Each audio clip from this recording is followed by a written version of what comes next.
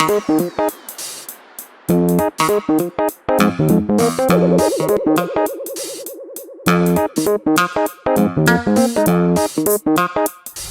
hitantsika eto farako ety ny coin jaune eto amin'ny CEG Mandanjesaka.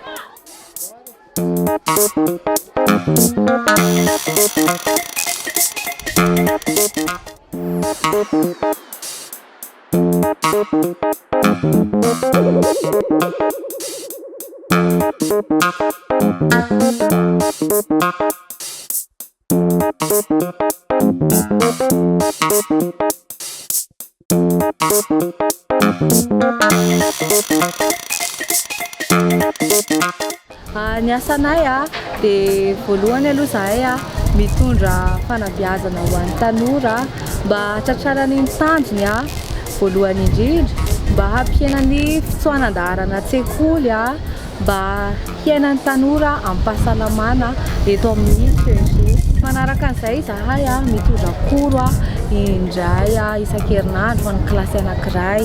Misy lohahevitra anaky 7-20 izay resahana momba ny karazana fifandraisana, ny fahasalaman'ny tanora sy ny fanatrarana ny tanjony. Dia misy ihany koa ankoatran'ny koro misy ny atao hoe consueline.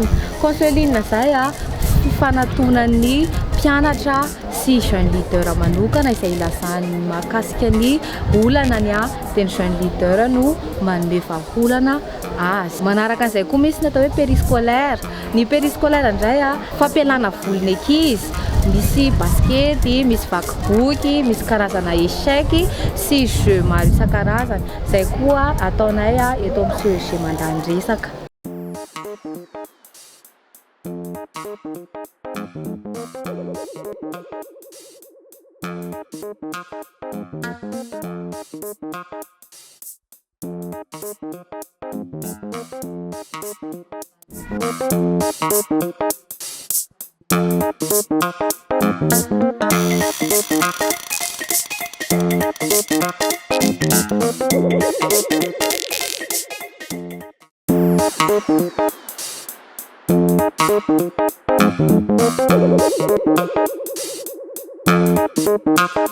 Aloha hevitra 7-20 ny tena zavatra hitako tena nampianarin'ny ankizy resaka fifandraisana ny ray aman-dreny sy ny samy tanora.